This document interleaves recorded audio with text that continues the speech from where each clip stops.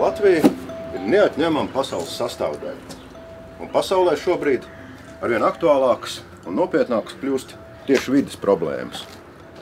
Ja tā padomājam, tad globālo klimata pārmaiņu procesu, bioloģiskās daudzveidības samazināšanās, konkrēti apdraudēta sugu aizsardzība, tas viss šobrīd ir pasaules un it sevišķi jau Eiropas rūpju lokā.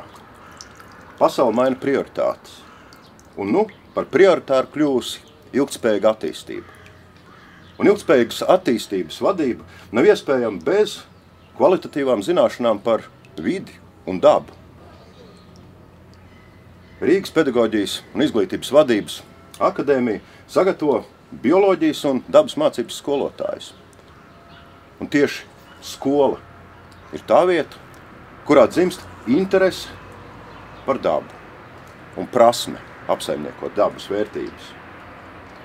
Tā ir mūsdienīga izglītība, kur ļaus strādāt ne tikai skolā, bet arī vides turismu nozarē, vides institūcijās un ne tikai Latvijā, arī Eiropā, kur vides aizsardzības joma prasa jaunus un jaunus speciālistus.